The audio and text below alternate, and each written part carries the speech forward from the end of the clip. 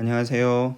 이 영상에서는 우리가 이 소비자의 효용 극대화 문제에 대해서 계속 살펴보도록 하겠습니다. 코너 솔루션인 경우가 존재할 수도 있어요. 코너 솔루션이라는 것은 뭐냐면 소비자가 이제 효용 극대화 문제를 풀었어요. 그래서 솔루션을 얻었는데 어떤 이 컨섬션 번들에서 이제 어떤 소비재를 소비를 안 하는 거예요. 그런 경우는 이제 코너 솔루션이라고 그래요. 그래서 옵티멀 컨섬션 번들을 우리가 구했는데, 예를 들어서 이 사람은 사과는 소비를 안 하고 바나나만 소비를 하는 거죠.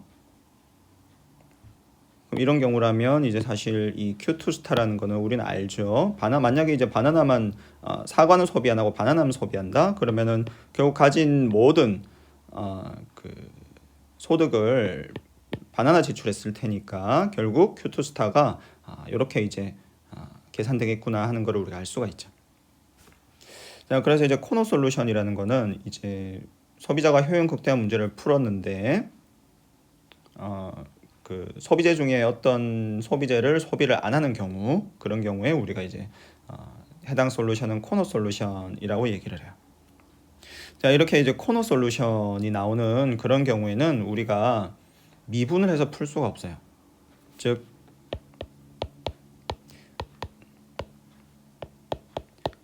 이제 우리가 인티리어 솔루션인 경우에는 이렇게 MRS와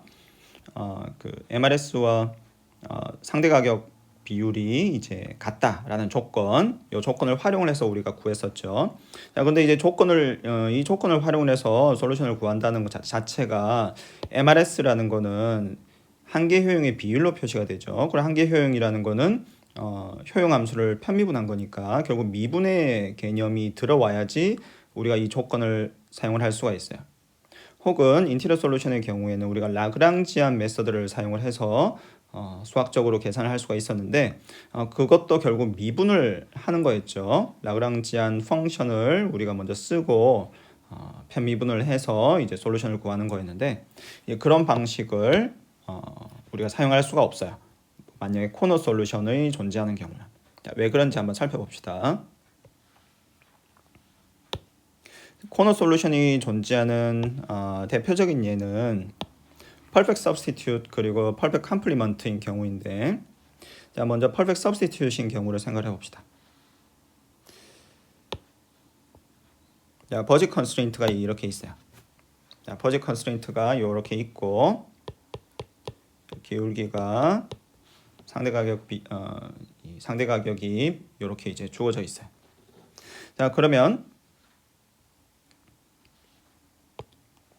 자, 버진 라인 상에 있는 어떤 점을 생각해 봅시다. 자, 버진 라인 상에 있는 어떤 점, 이제 컨섬션 번들을 생각을 해봐요. 자, 생각을 해보고, 자, 이 컨섬션 번들을 통과하는 인디퍼런스 커브를 생각해 봅시다. 자, 퍼펙트 서브스티튜트인 경우에는, 그래서 예를 들어서 이제 효용 함수가 이제 퍼펙트 서브스티튜트예요. 그래서 이제 일반적으로 이제 이렇게 생겼겠죠. 자, 그래서 효용 함수가 이제 이렇게 perfect substitute인 경우에, 자, 이 컨섬션 번들 여기를 이제 A라고 해봅시다. A를 통과하는 인디퍼런스 커브를 그리면, 자, 이렇게 직선의 그래프가 나오겠죠. perfect substitute인 경우에는 인디퍼런스 커브가 직선으로 표시가 되니까. 자, 그러면 이제 A는 그래프에서 보는 것처럼 옵티멀 컨섬션 번들이 될 수가 없겠죠. 왜냐하면 더 나은 컨섬션 번들들이 위에 존재하니까. 그래서 예를 들어서 A보다는 이제 B가 더 나아요. 더 높은 효용을 주니까. 그래서 B를 통과하는 또 인디퍼런스 커브를 그려보면 역시나 A보다는 B가 더 나은 옵션이 되겠죠. 그런데 그렇다고 B가 최선은 아니에요. 왜냐하면 이 B보다 더 나은 컨섬션 번들이 버짓 셋 내에 존재하기 때문에. 그래서 이렇게 생각을 해보면 결국 이런 경우는 옵티멀 컨섬션 번들이 y 인터셉트가 되는구나 하는 걸 알 수가 있어. y 인터셉트는 이제 y를 p2로 나눈 거죠. 그래서 이런 경우라면 이제 퍼펙트 서브스티튜트인데 지금 퍼펙트 서브스티튜트의 이제 이 상황인데 기울기 인디퍼런스 커브의 기울기 MRS가 지금 MRS가 이 버짓 컨스트레인트의 기울기인 상대 가격보다 더 작아요. 자, 그래서 이 경우는 특히나 이 퍼펙트 서브스티튜트인 경우에는 MRS가 고정이 되어 있죠. MRS가 변하지 않아요. 그래서 버짓 라인 상에 있는 모든 컨섬션 번들 하에서 MRS가 항상 상대 가격 비율보다 작아요. 따라서 이 경우라면 지금 사과에 지출을 해서 사과의 일원을 지출해서 얻는 효용보다 바나나의 일원 지출해서 얻는 효용이 항상 커요. 따라서 이런 경우라면 소비자는 사과를 결국은 소비를 할 이유가 없겠죠. 모든 돈을 바나나에 투자를 할 거예요. 그래서 보는 것처럼 이런 소비자는 자신의 모든 소득을 바나나 지출에 쓰고 그래서 바나나만 소비하는 그런 상황이 되겠어요. 자, 그 반대의 경우도 생각을 해볼 수가 있겠죠.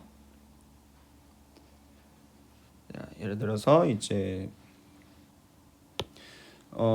이 퍼펙트 서브스티튜트인 경우이고 이제 인디퍼런스 커브를 그렸더니 자, 인디퍼런스 커브를 그렸더니 지금 보는 것처럼 MRS가 상대 가격보다 더 커요.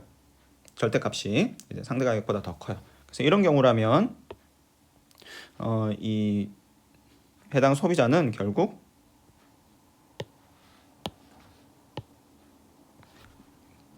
이 사과만 먹겠죠. 그래서 이때는 소득을 전부 사과에 지출하는 이제 그런 상황이 생기겠어요.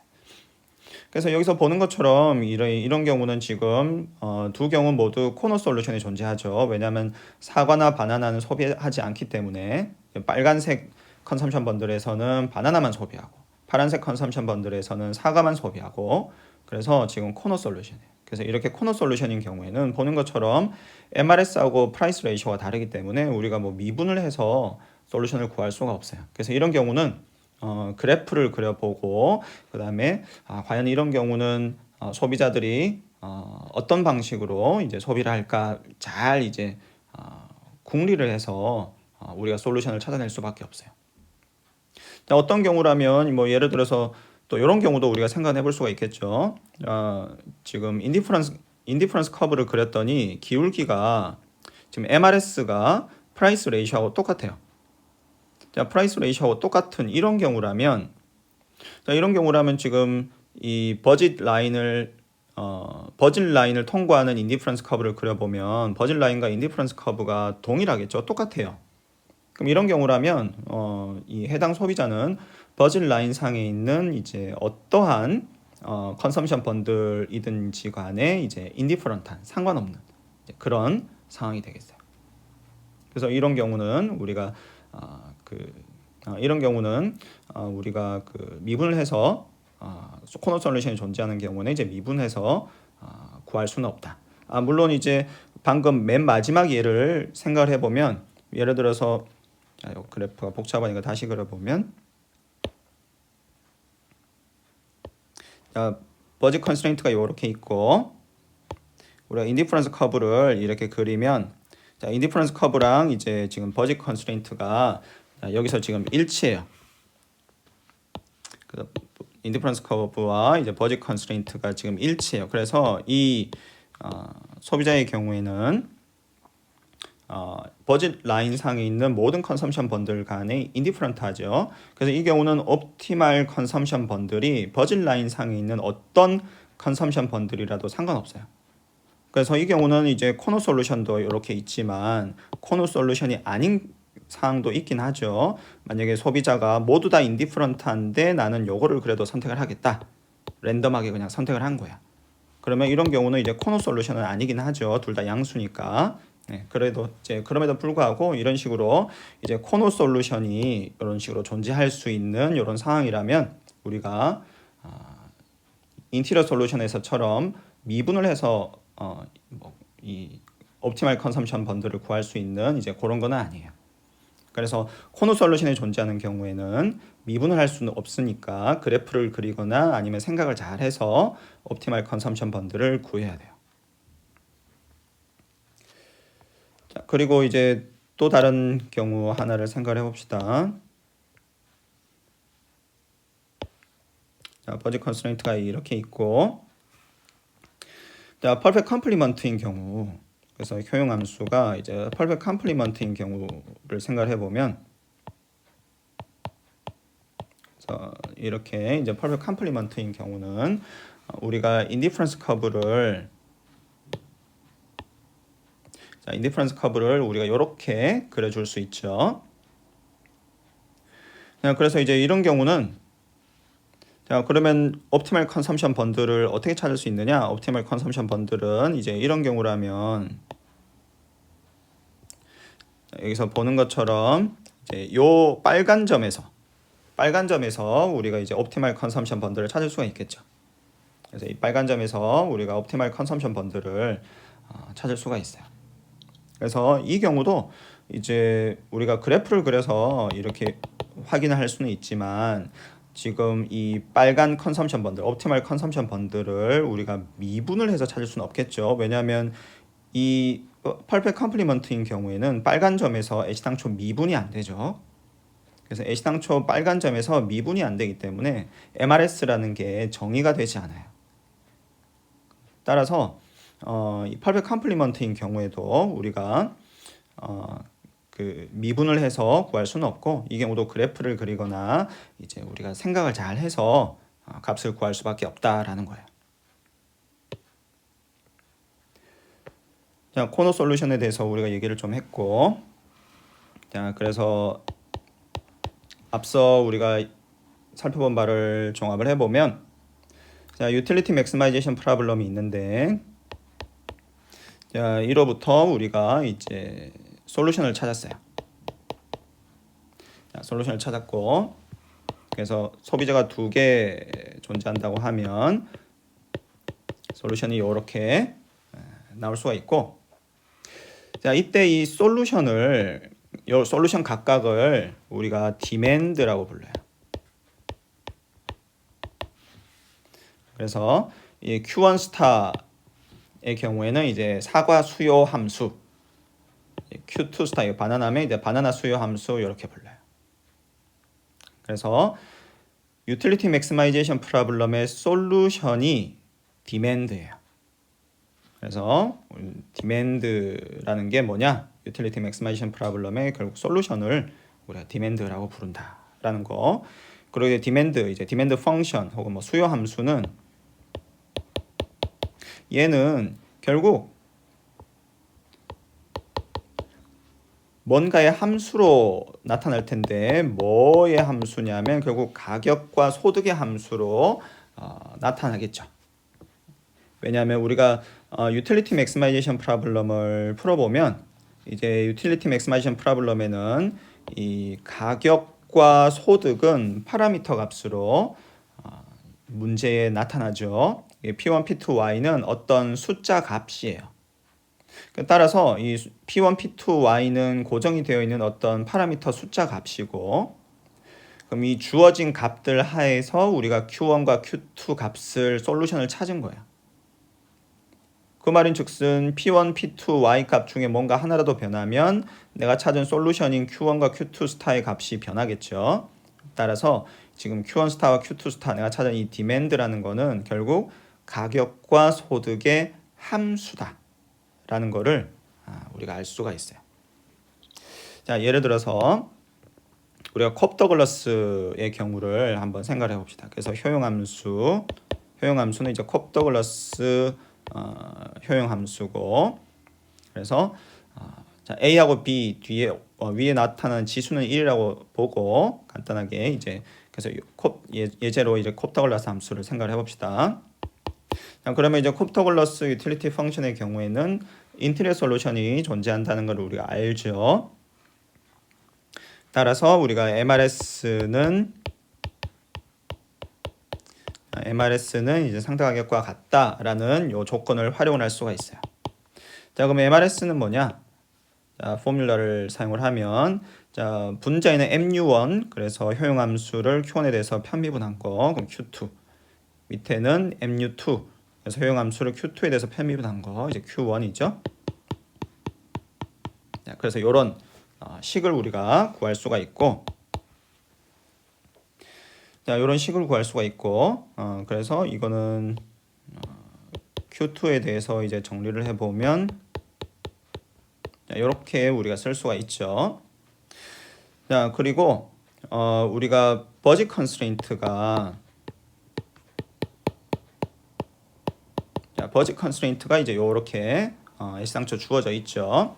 그래서 라그랑지안 메서드하고 또 연결을 해보면 라그랑지 메서드로부터 수식이 3개가 나오는데 첫 번째 2개의 수식으로부터 이제 사실 요 조건이 나오는 거죠. 그리고 마지막 3번째 수식이 요 버짓 컨스트레인트였고 그래서 얘하고 얘 2개의 수식을 우리가 연결을 해보면 지금 요 2개 수식으로부터 보니까 변수는 Q1, Q2 2개, 수식도 2개니까 우리가 계산을 해볼 수가 있겠죠. 그래서 이 Q2를 Q1으로 정리를 한 다음에 이거를 여기 넣어봅시다. 버짓 컨스트레인트. 그러면 B1, Q1 플러스 B2, Q2는 이렇게 주어지고 이게 Y죠. 그래서 P2는 이렇게 약분이 되고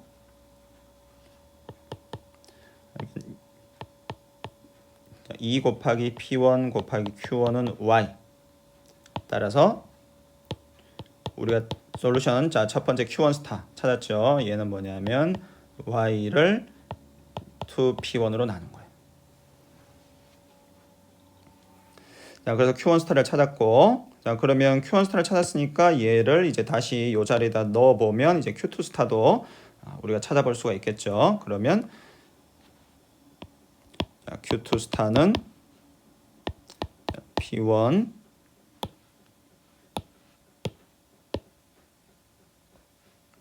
Q2 스타는 P1 나누기 P2 곱하기 Q1인데 여기다가 Q1 스타를 넣으면 Q1 스타는 Y 2P1이니까 P1 약분되고 2P2 그래서 자 우리가 유틸리티 펑션이 여기서 주어진 이제 간단한 콥터글러스 유틸리티 펑션이고 특별히 이제 지수 A와 B의 값이 1인 경우 그 경우에 솔루션을 찾아보니까 볼 수 있는 것처럼 이렇게 Q1 스타, Q2 스타를 우리가 찾았어요.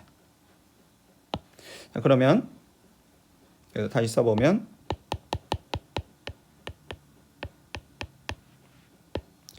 Q1 스타, Q2 스타를 우리가 이렇게 찾았고 자, 그래서 이 Q1 스타, Q2 스타가 다름 아닌 디맨드예요. 디맨드 혹은 디맨드 펑션. 그리고 볼 수 있는 것처럼 Q1 스타라는 거는 소득과 가격에 의존하죠. 자, 특별히 이제 Q1 스타 경우를 보면 자신의 가격만 의존하고 P2에는 이 디맨드가 사실 의존하진 않죠. 그래서 이거는 특별한 경우고 일반적으로는 이제 Q1 스타를 구해 보면 소득 Y 그리고 P1과 P2 모두에 의존하는 이제 그런 함수가 나타날 거예요. Q2 스타도 마찬가지고. 자, 그래서 이걸로부터 또 여러 가지 우리가 생각들을 해볼 수가 있죠. 그래서 지금 Q1 스타가 Y와 지금 P1의 함수예요. 자, 따라서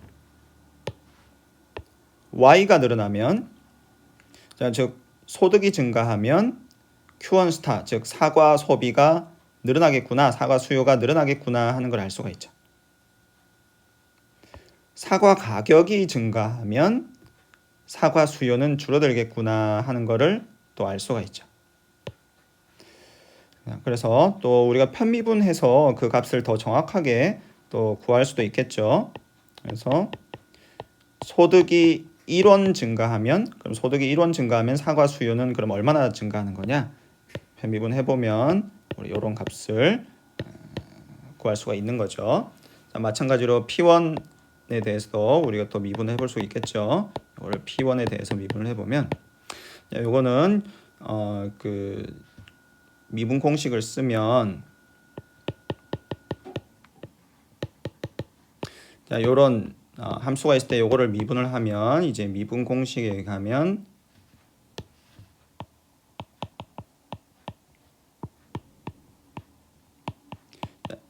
요게 이제 미분 공식이니까 이제 이 미분 공식을 쓰면 이 P1에 대해서 이제 편미분을 하면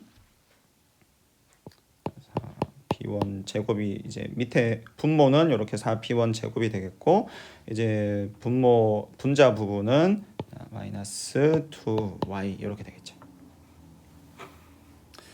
그래서 이 값은 지금 Y하고 P1은 양수일 테니까 이 값은 음수, 즉 이제 P1이 증가하면 사과 가격이 1원 증가하면 사과 수요는 이만큼 이제 감소하겠구나 하는 거를 우리가 알 수가 있어요. 자, 그리고 자, 지금 Q1 스타라는 게 지금 디맨드니까 우리가 디맨드 커브라는 거를 한번 그려볼 수가 있겠죠. 자, 디맨드 커브라는 거는 뭐냐면, 지금 수요와 가격 간의 관계를 그래프로 나타낸 거예요. 그러니까 수요와 가격 간의 관계를 나타낸 그래프를 우리가 디맨드 커브라고 부르죠. 자, 그래서 한 가지 재미있는 사실은 지금 우리가 디맨드를 구하면, 자, 디맨드를 지금 여기서 우리가 구했죠. 디맨드를 구하면 지금 수요가 가격의 함수로 나타나요. 수요가 가격의 함수로 나타나요. 그래서 뭔가 디맨드 커브를 이제 그려보려고 하면,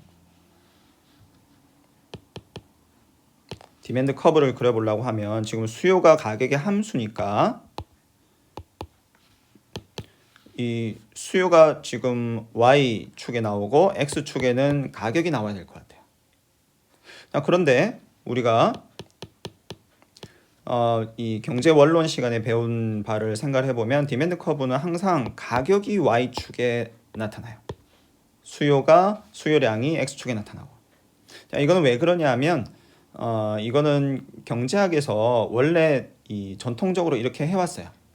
그래서 특별한 이유는 없고 이 전통적으로 경제학 교재에서 가르칠 때 이렇게 가르쳐 왔어요. 그래서 그냥 여전히 이렇게 그려요. 그것뿐이에요. 그래서 디맨드 커브는 우리가 그릴 때 수요는 가격의 함수예요. 반대는 아니에요. 가격이 수요의 함수가 아니에요. 수요가 가격의 함수예요.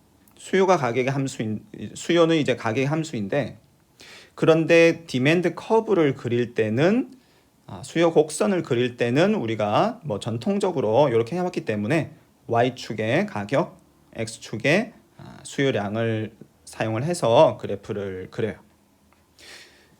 자, 그래서 지금 요 디맨드로부터 이렇게 이제 Y축의 가격이 들어가도록 그래프를 그리려면 이걸 좀 Q와 P 간의 자리를 좀 바꿔줘야 되겠죠. 그래서 자리를 좀 바꿔주면 이제 P1이 그러면 양변에 P1을 곱해주고 양변에 Q1을 나눠주면 쟤네들이 자리가 바뀌어서 이제 이런 식으로 우리가 이제 표시를 해볼 수가 있겠죠.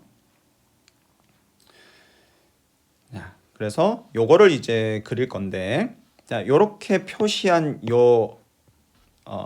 이 디맨드, 지금 주어진 디맨드 펑션을 요렇게 그냥 P와 Q 간의 자리만 바꿨죠.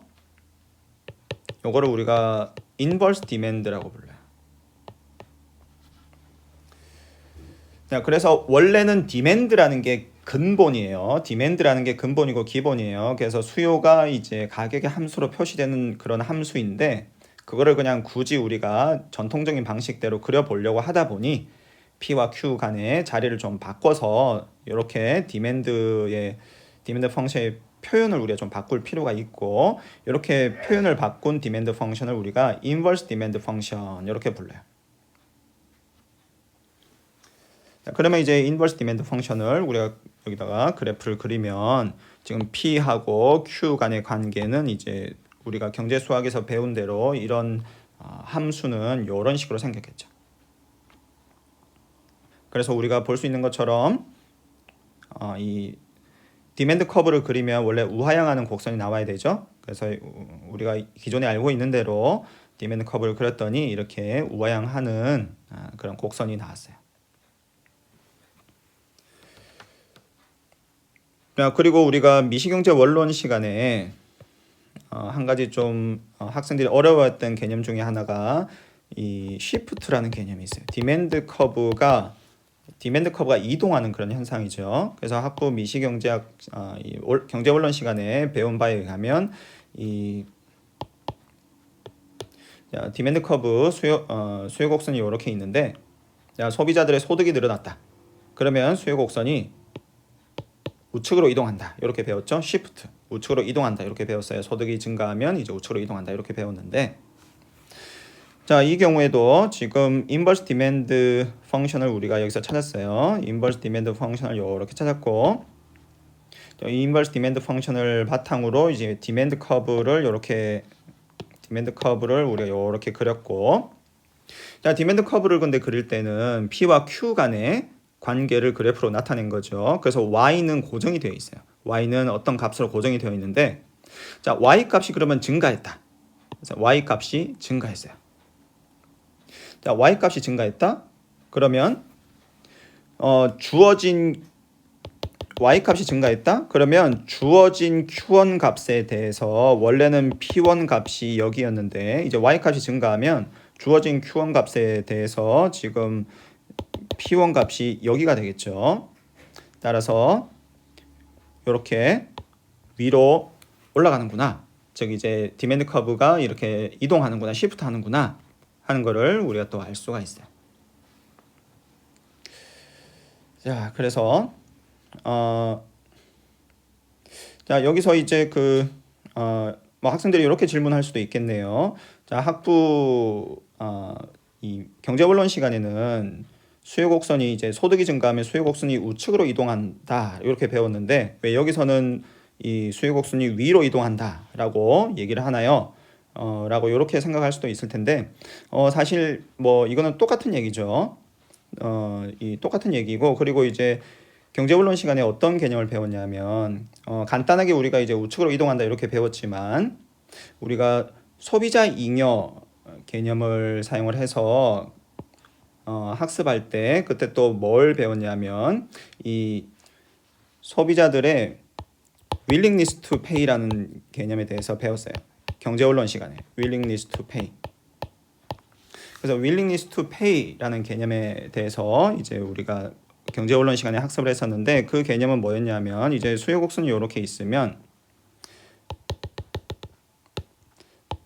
자, 수요 곡선이 이렇게 있을 때 자, 그럼 수요 곡선이니까 P, Q가 이렇게 표시가 되겠죠. 자, 이 X축과 Y축에 어떤 변수가 오는지를 항상 잘 봐야 돼요. 자, 수요 곡선이 이렇게 있고 이거는 경제원론 시간에 학습한 내용인데 자, 수요 곡선이 이렇게 있을 때 지금 이제 2,10이라는 점이 있어요. 자, 요거를 해석하는 방법이 두 개가 있다고 경제원론 시간에 우리가 학습을 했어요. 자, 첫 번째는 뭐냐면 이거는 경제원론 첫 시간에 배우는 내용인데 가격이 10이면 수요가 2. 요게 우리가 이 2,10이라는 점을 이제 이해하는 첫 번째 방식이죠. 자, 2,10이라는 점을 해석하는 두 번째 방식은 뭐냐면 이제 사실 두 번째 방식이 더 중요한데 이걸 willingness to pay로 이해하는 방식이에요. 이건 뭐냐면 두 번째 재화에 대해서 총 두 개의 재화가 아니라 두 번째 재화예요. 자, willingness to pay를 우리가 해석할 때 여기서 이제 2라는 숫자는 두 번째 재화 하나를 나타내요. 두 번째 재화 한 단위예요. 자, 두 번째 재화 한 단위에 대해서 소비자들이 지출할 최대 용의가 10원이에요. 그게 이제 willingness to pay라는 그런 개념이죠. 그래서 이제 수요 곡선을 우리가 이렇게 두 가지 방식으로 이제 해석을 할 수가 있고, 자 그러면 이제 예를 들어서 이제 소비자의 소득이 증가했어요. 소비자의 소득이 증가했다. 자, 소비자의 소득이 증가하면, 자 예전에는 내가 willing to pay가 낮았어요. 그래서 내가 소득이 없기 때문에 예전에는 주어진 재화에 대해서 10원까지 밖에 내가 이제 지출할 용의가 없었는데, 자 이제 소득이 증가했어요. 소득이 증가하면 이제 어떻게 되냐면 내가 예전보다는 돈을 더 많이 쓸 수 있죠. 그래서 소득이 증가했더니 내가 이제 주어진 재화에 대해서 10원이 아니라 내가 이제 20원까지도 지불할 용의가 생긴 거야. 예를 들어서. 그러면 두 번째 willingness to pay 해석을 사용을 해서 두 번째 재화에 대해서 내가 지불할 용의, 최대 지불 용의가 10원이었는데 그게 이제 늘어난 거죠. 그래서 20원으로. 그래서 수요 곡선이 이동했어요. 이 경우에는 위로 이동한 거죠. 그래서 수요 곡선의 이동을 우리가 이렇게 우측으로 이동했다라고 볼 수도 있고, 위로 이제 상향 이동했다 이렇게 볼 수도 있어요. 그건 이제 해석을 어떻게 하느냐에 따라서 뭐 수평 이동으로 볼지 수직 이동으로 볼지 뭐 그거는 해석에 따라서 다를 수 있는 건데, 어쨌든 이 경우에는 이제 뭐 오른쪽으로 이동하든 위로 이동하든 뭐 해석에 따라서 다른 거고, 뭐 본질적으로는 차이는 없다라는 거. 그래서 여기서는 이제 디맨드 커브라는 거를 우리가 디맨드 커브라는 개념에 대해서 우리가 생각을 해봤고, 그래서 이 디맨드 커브를 우리가 여기 특별히 컵 더글라스 효용함수라는 이그샘플을 활용을 해서 우리가 디맨드 펑션을 구해봤고, 디맨드 펑션을 활용을 해서 경제원론 시간에 배웠던 내용들인 디맨드 커브 한번 그려봤고, 그리고 디맨드 커브의 시프트 그런 부분들도 우리가 생각을 해봤어요. 자, 이 경우는 지금 Q1 스타 사과 수요가 바나나 가격에는 의존하진 않죠. 그래서 P2는 나오진 않는데, 일반적으로는 이제 다른 재화의 가격에도 수요가 의존을 하니까, 그런 경우는 다른 재화의 가격이 변하면 수요 곡선이 또 변할 수가 있겠죠. 그래서 이건 역시 이제 학부 그 경제원론 시간에 배운 내용인데, 수요 곡선이 이렇게 이제 주어져 있을 때, 자 이거는 이제 사과수예요. 그래서 Q1 이제 P1이 되겠죠. 그래서 사과 수요 곡선이 이렇게 있는데, 자 바나나 가격이 증가를 했어요. 자 바나나 가격이 증가를 했는데 바나나 가격이 증가를 했는데 이제 수요 곡선이 이렇게 우측으로 이동을 한 거죠. 자 다른 이제 경쟁 관계에 있는 이제 다른 재화의 가격이 증가를 했더니 해당 재화의 수요가 늘어났다. 요거는 일종의 이제 두 재화 간의 이제 대체 관계에 있는 이제 그런 상황이다. 우리가 이렇게 이제 학습을 했었고, 반대로 이제 P2가 증가했는데 수요가 이제 줄어들었다. 좌측으로 수요 곡선이 이동했다. 이런 경우는 이제 두 재화 간의 이제 보완 관계에 있는 그런 상황이다. 이제 이런 거를 우리가 학습을 했었죠. 그래서 이제 대체와 보완 관계의 정도에 따라서 일반적으로 수요 함수를 찾아보면 이 포뮬라가 이제 이제 적절하게 나오겠죠. 예. 그래서 이제 이거는 지금 굉장히 간단한 예라서 각자 자신의 가격에만 수요가 의존하지만 일반적으로는 다른 재화의 가격에도 의존할 수 있고, 그러면 다른 재화의 가격이 변할 때도 이제 디맨드 커브 시프트를 우리가 또 생각해 볼 수 있다라는 거예요. 그래서 여기까지 해서 우리가 이제 디맨드라는 개념, 경제원론 시간에는 이제 수요라는 개념을 우리가 사실 수요 곡선을 가지고 간략하게만 살펴봤었는데, 이제 미시경제학 시간에는 우리가 이제 이 수요 함수에 대해서 좀 더 깊은 이해를 할 수 있고, 우리가 학습하는 이 수요 함수라는 개념이 우리가 원론 시간에 배웠던 그런 다양한 개념들과는 어떤 식으로 연결될 수가 있는지를 우리가 함께 살펴봤습니다.